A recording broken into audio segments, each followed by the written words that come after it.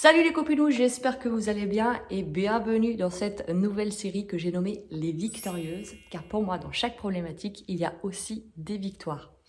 J'explique un petit peu le concept, c'est que pour moi, quand on a quelque chose qui nous pose problème dans la vie, notre façon de penser peut changer et du coup, ça nous permet de nous faire évoluer. Aujourd'hui, le thème, c'est comment apprécier son corps physique. On est beaucoup dans ce cas-là à avoir, pense avoir des défauts physiques, des complexes.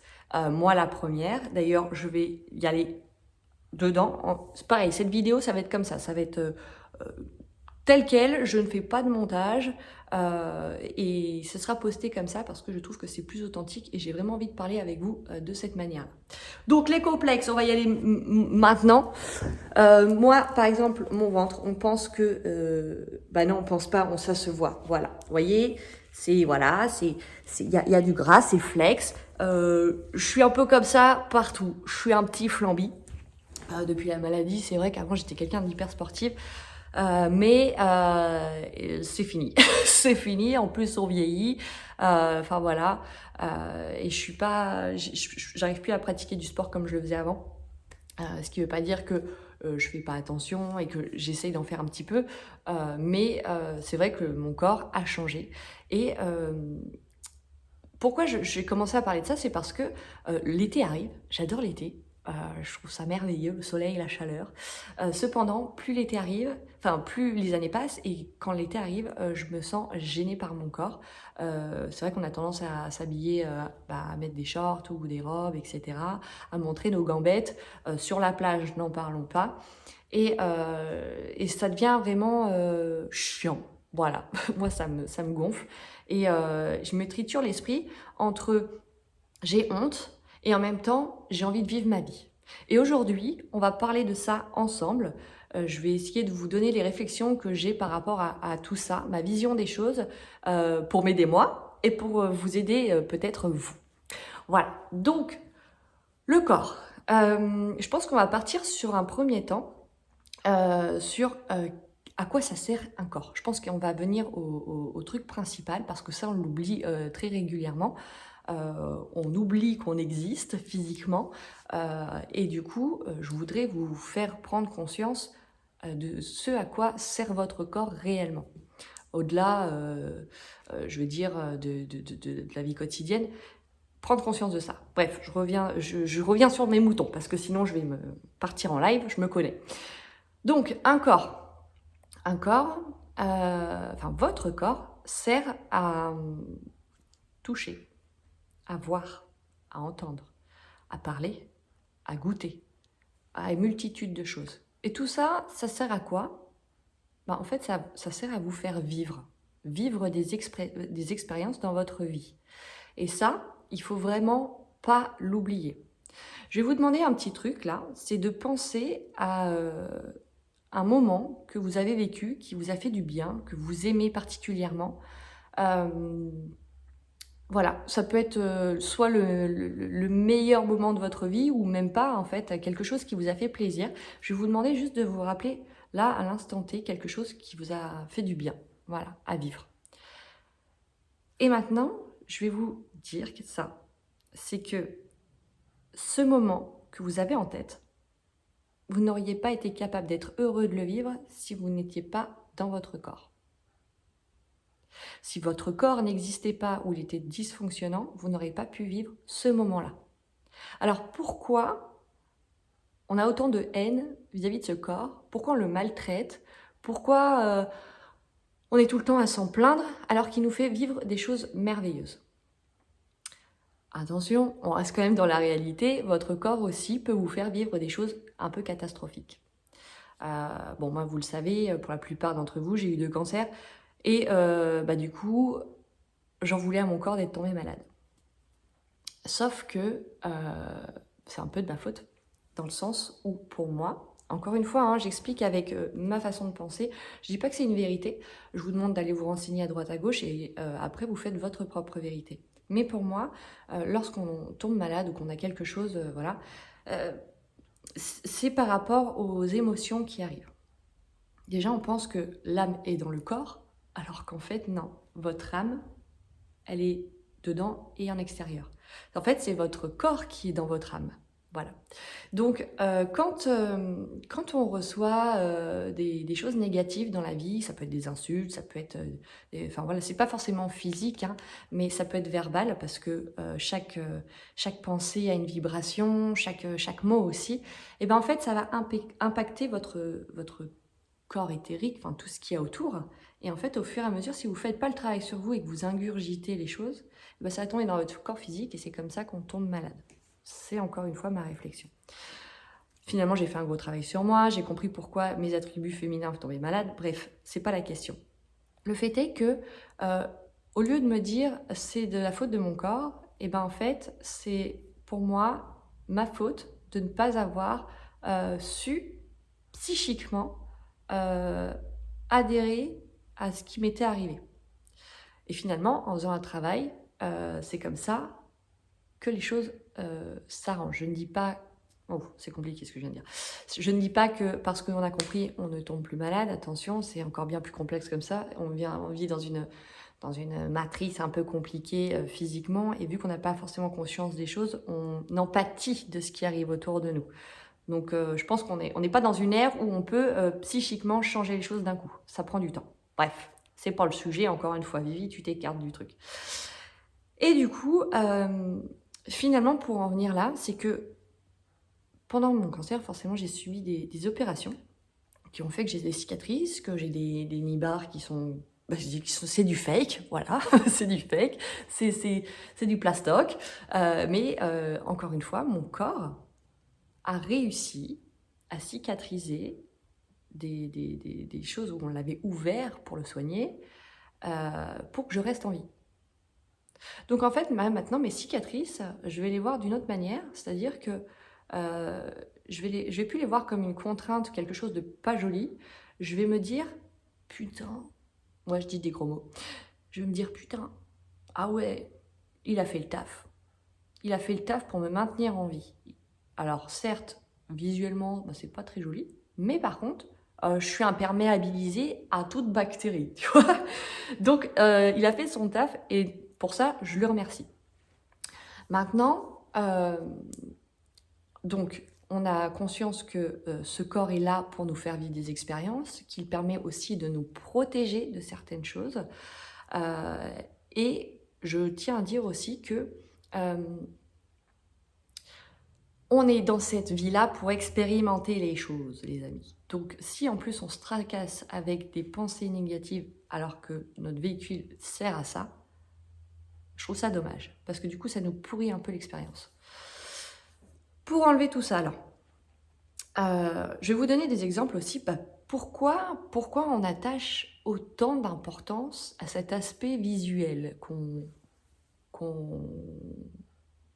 je trouve pas le mot. Il va y avoir des bugs, hein, je vous préviens.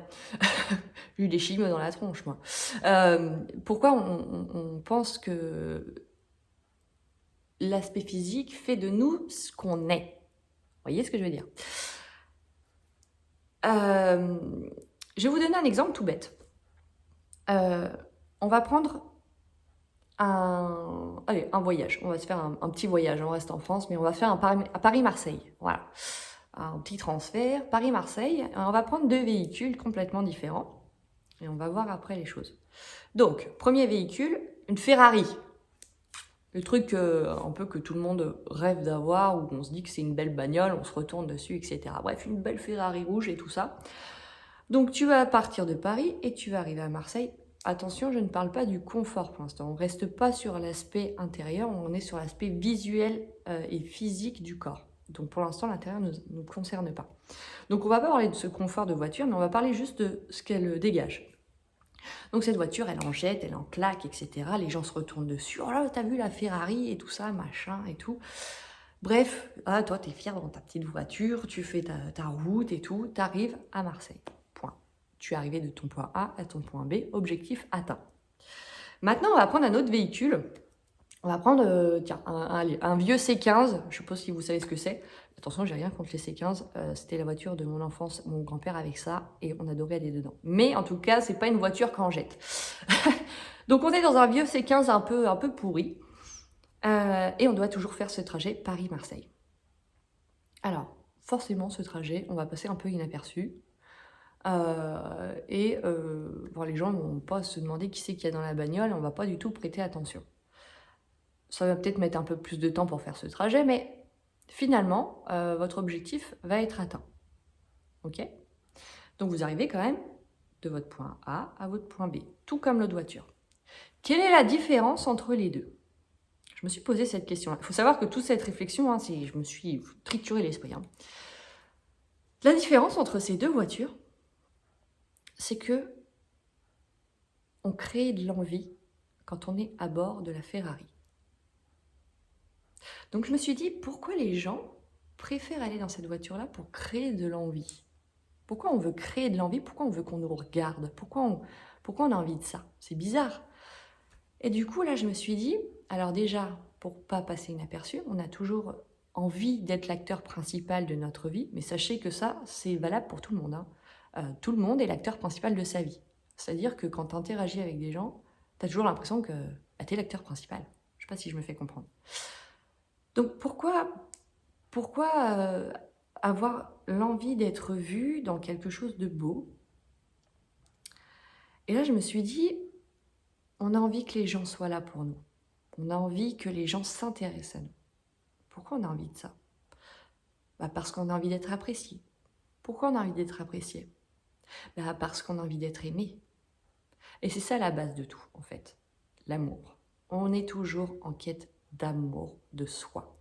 Sauf que l'amour de soi, on ne l'apporte pas par les autres, on l'apporte par nous-mêmes. Je vous redonne un petit exemple. Ta voiture, c'est une essence. C'est une essence, sauf que tu tombes en panne d'essence. Ok? Tu tombes en panne d'essence et du coup, là, tu vas demander de l'aide et tout ça. Et la première personne qui arrive, elle a du diesel. Elle va te mettre son diesel dans ta voiture. Qu'est-ce qu'elle va faire, ta voiture? Elle va tomber en panne parce que c'était pas ce qu'il fallait dedans. Sauf que t'aurais été malin, t'aurais ouvert ton coffre, t'aurais su qu'il y avait un bidon d'essence dans ton coffre, dans ton propre toit, tu vois. Et t'aurais pu te remettre en marche. Tu vois ce que je veux dire? Encore une fois, j'ai envie de dire, on ne peut miser que par soi-même dans la vie. Je dis pas de pas faire confiance aux autres, mais si tu dois miser sur quelqu'un, c'est sur toi. Parce que tu es la chose la plus importante à tes yeux. Vous allez me dire, oui, mais moi, c'est mes enfants, etc. Je m'explique. Si tu n'es pas important à tes yeux, si tu ne fais pas attention à toi, tu ne peux pas venir en aide à tes enfants ou à d'autres personnes que tu aimes dans la vie. Donc, vous ne pouvez pas m'enlever le fait de dire que vous êtes la chose la plus importante dans votre vie. Donc, il faut prendre soin de vous par vous-même et rien attendre des autres. C'est un peu comme les relations amoureuses. Généralement, quand on se met en couple, c'est parce qu'on a des besoins. On a besoin d'affection, on a besoin d'être valorisé, on a besoin qui nous apporte telle ou telle chose. Et vous allez voir qu'au fur et à mesure, votre couple va s'effriter parce que vous allez vous rendre compte que la personne est telle qu'elle est. Alors même si elle est très gentille, au bout d'un moment, en fait, elle ne va pas pouvoir animer tout ce que vous êtes, puisqu'elle est une entité différente, une personne différente. Vous voyez? Elle ne peut pas être dans votre tête et savoir tout parfaitement. Forcément, des fois, il y aura des trucs, il y aura des couacs. Par contre, la seule personne qui sait ce que vous voulez, c'est vous-même. Alors pourquoi attendre quelque chose des autres? Pourquoi pas travailler pour vous, à l'intérieur de vous, pour ensuite ne rien avoir à demander aux autres? Vous voyez ce que je veux dire? Donc, je suis partie sur cette réflexion et à un moment donné, attendez, je relis mes petites notes parce que c'est ça. En fait, j'essaye parce que des fois j'ai des bugs aussi, mais comment je pourrais vous expliquer? Une fois qu'on a compris ça, il faut le travailler dans nous-mêmes, d'accord? Alors, c'est compliqué mais ça, c'est la vie, hein. C'est l'essence même de la vie, devoir évoluer et répondre à nos problématiques, en tout cas, surtout les faire disparaître, ces problématiques, pour être en paix. Je vais faire une petite parenthèse. On est souvent à la recherche du bonheur. Non, je vais même faire mieux. Je vais vous poser la question. C'est quoi le bonheur? C'est quoi le bonheur? Bah, les gens ils vont me dire, ah bah moi je serais heureux si j'avais une belle baraque, moi je serais heureux si j'aurais une belle voiture, moi je serais heureux si j'aurais un boule qui chamboule. Je sais pas, voilà. En fait, vous serez heureux si vous avez les choses. Sauf que c'est pas ça qu'il faut. Faut pas avoir, faut pas être dans le verbe avoir, il faut être dans le verbe être. Je veux être. Vous voyez ce que je veux dire? Parce que quand on acquit les choses sur le moment, une fois qu'on les a, notre objectif est atteint et il va y avoir une sorte de routine, d'ennui, en se disant « Bon, bah d'accord, maintenant je veux quoi d'autre ?» On n'est jamais satisfait de ce qu'on a, totalement. Je pense que même la personne la plus riche peut être aussi la plus malheureuse finalement. Et si on regarde bien, les personnes qui n'ont pas grand-chose et se contentent de pas grand-chose sont généralement pas trop mal. Parce que pour avoir été dans des pays voilà, pauvres, j'ai appris une sacrée leçon de vie dans le sens où je me dis, en fait, quand tu n'attends rien, tu ne veux rien, et ben tu as tout. Vous voyez ce que je veux dire?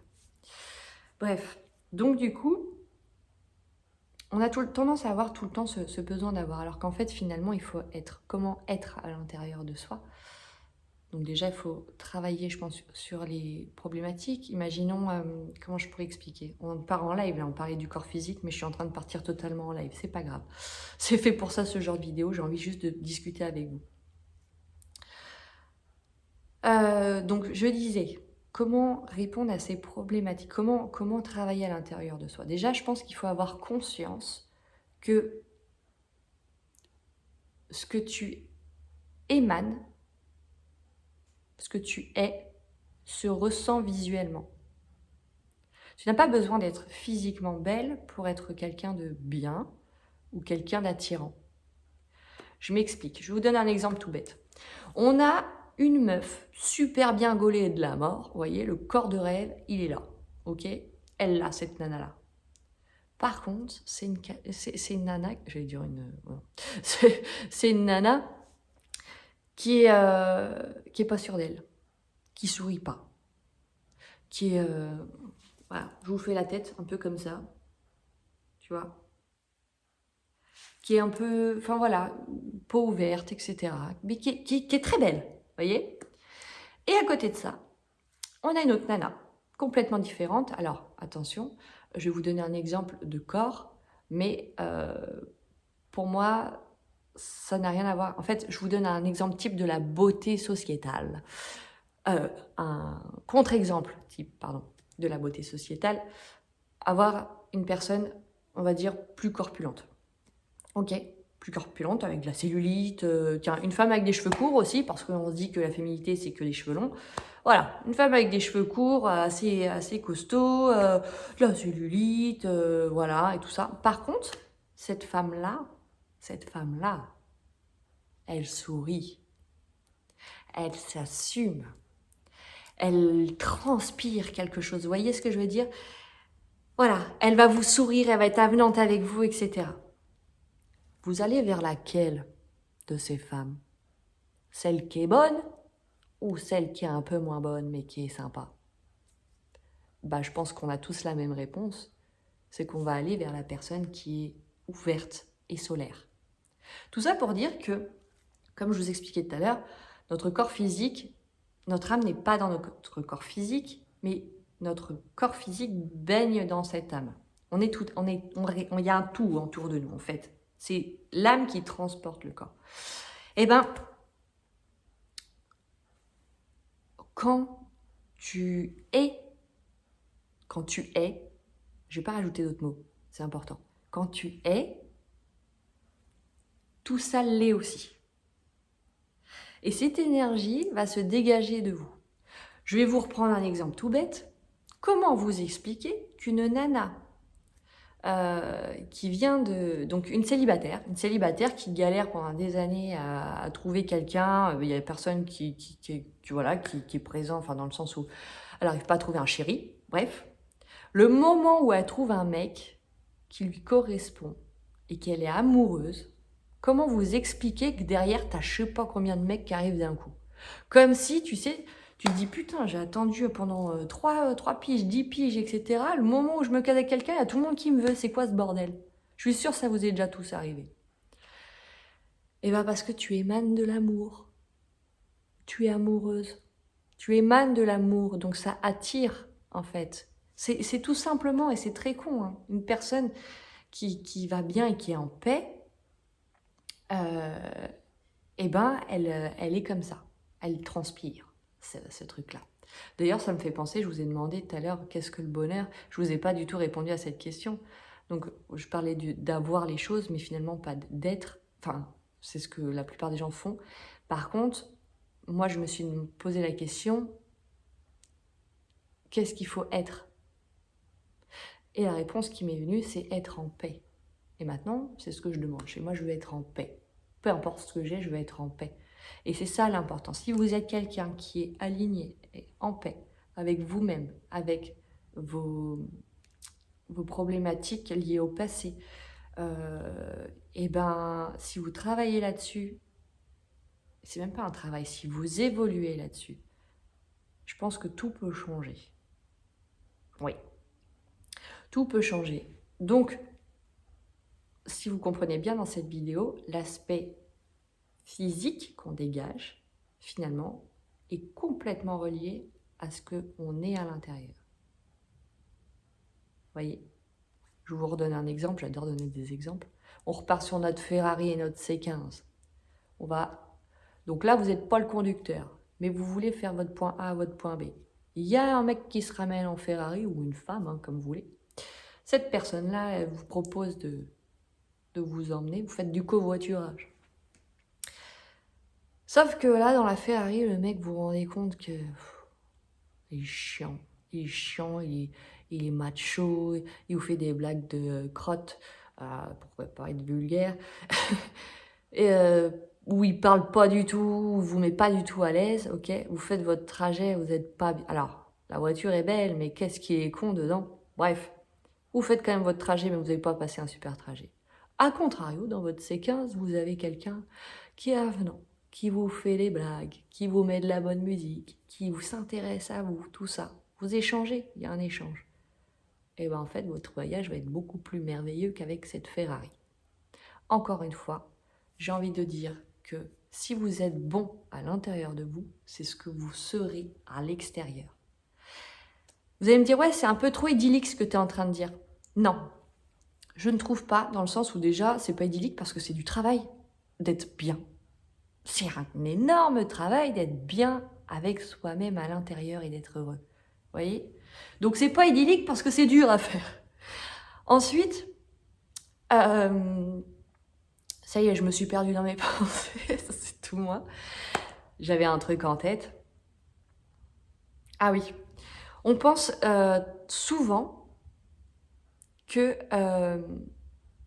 ça ne changera pas les choses si on est gentil. C'est souvent les personnes mauvaises ou qui sont un peu égoïstes qui ont toujours tout.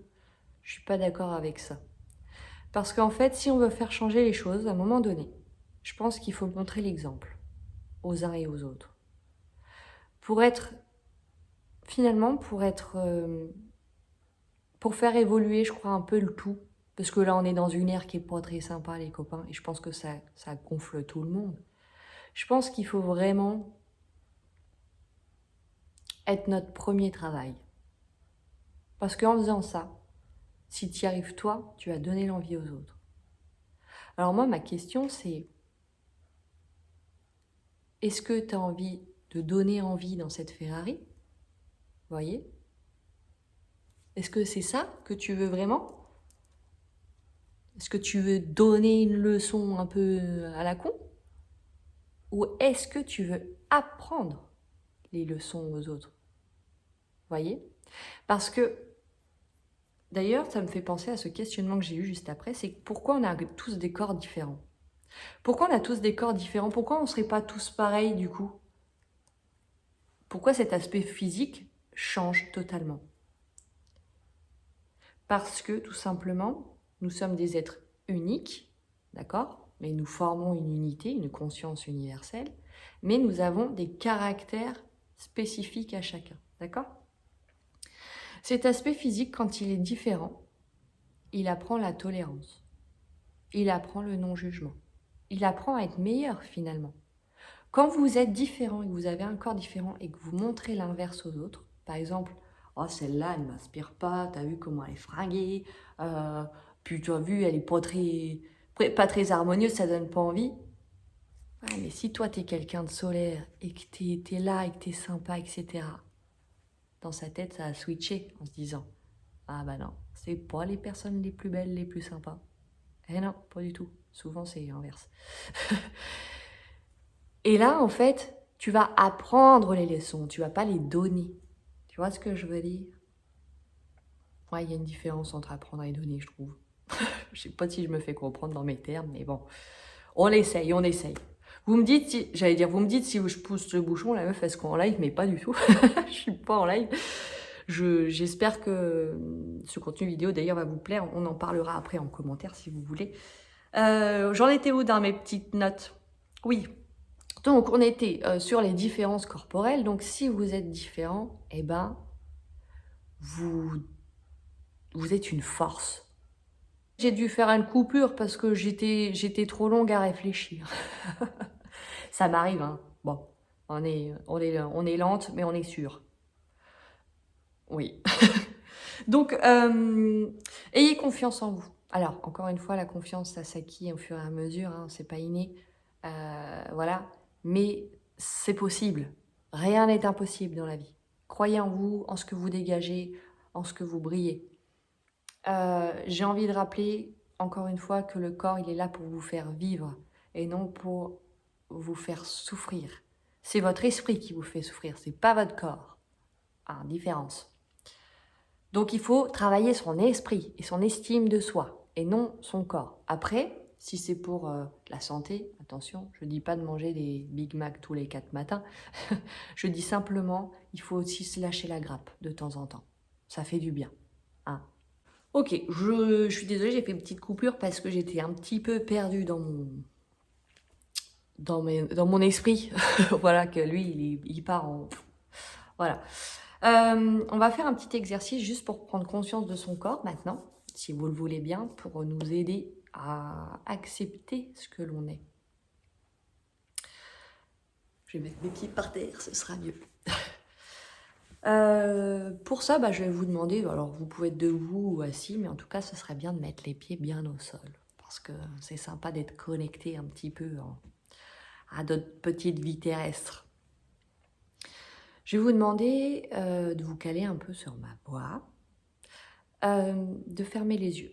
Fermez les yeux tranquillement, vous relâchez la pression, et je vais vous demander de prendre conscience de tout votre corps.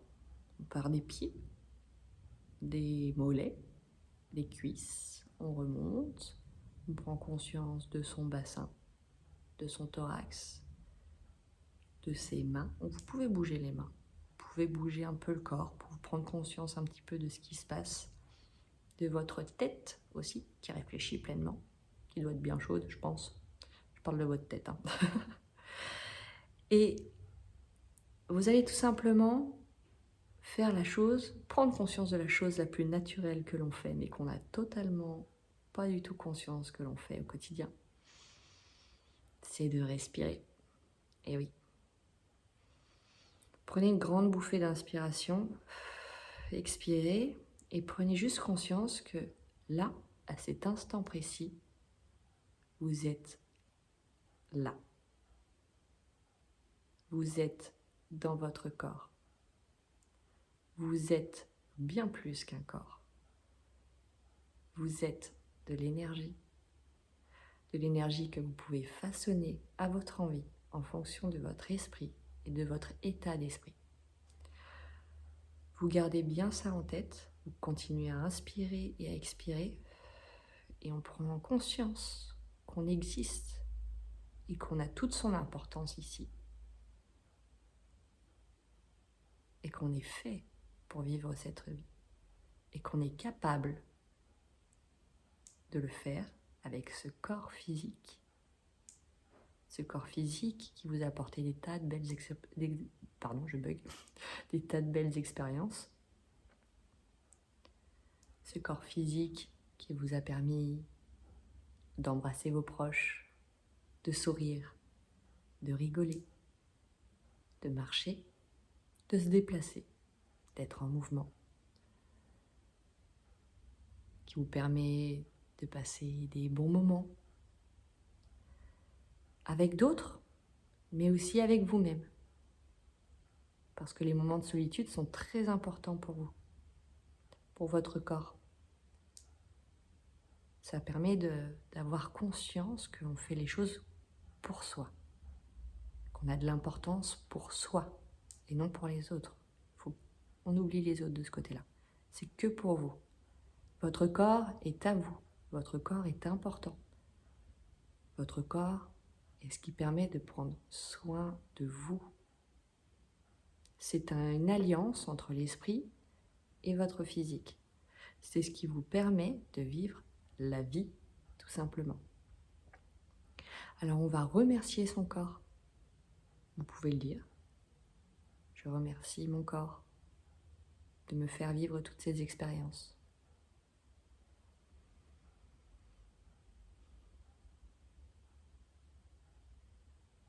Je prends un petit temps pour que vous réalisiez tout ça.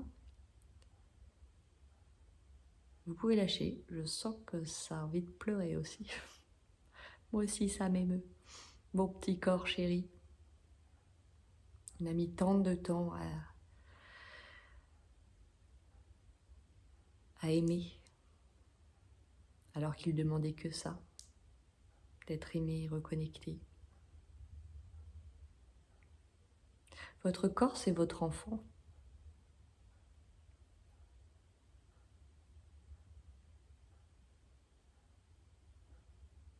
Votre corps est un être important.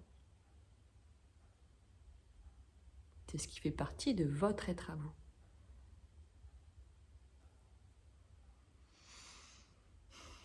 Toujours l'inspiration, l'expiration.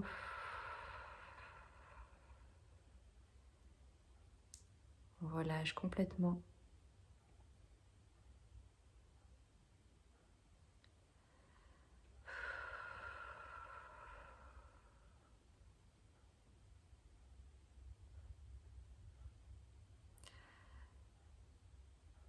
Sentez un peu l'énergie circuler, la chaleur, le froid. C'est normal. Mais restez que dans l'observation, ne jugez pas ce qui se passe. Juste observez ce que vous ressentez.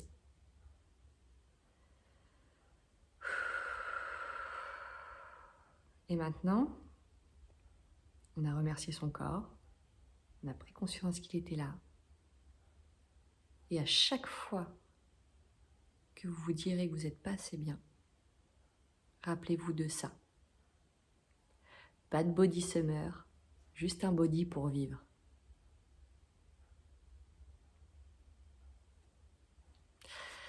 Ah, ça me donne des frissons. Vous pouvez revenir à vous tranquillement. Je ne sais pas si vous avez joué le jeu, mais je suis gelée. Je sais pas ce qui se passe. Je sais pas pour vous. Vous me direz du coup dans les petits commentaires ce qui se passe. Et du coup, je vais juste terminer là-dessus. Alors, ça c'est pour moi. C'est parce qu'en fait, ça fait un moment que j'ai envie de faire ce contenu vidéo, que j'ai envie de vous partager ce genre de pensée, de faire des petits soins aussi dedans. Comme ça s'est passé ici. Alors, là, c'était plus une petite prise de conscience tranquillou. Je commence tranquillou, parce que voilà. Mais en tout cas, c'est quelque chose qui est en moi depuis un moment que j'ai envie de faire ça et j'osais pas. J'avais peur. Comme tout être humain, le peur du jugement. Je crois que je vais chialer. Enfin bref, j'espère que ça vous a plu, j'espère que ça vous a fait du bien. Si vous avez d'autres questions concernant d'autres sujets, n'hésitez pas. J'essaierai de faire d'autres sujets, ça m'intéresse. J'aime bien avoir la réflexion sur les choses et la compréhension. Voilà. En tout cas, prenez soin de vous. Prenez soin de votre corps. Aimez-le comme vous vous aimez vous-même. Si ce n'est pas encore le cas, apprenez à vous aimer vous-même. Voilà, je vous fais des gros bisous. Et n'oubliez pas, on est unis, mais uniques. Voilà. Allez, je vous fais des bisous. Parce que derrière chaque problématique se cache une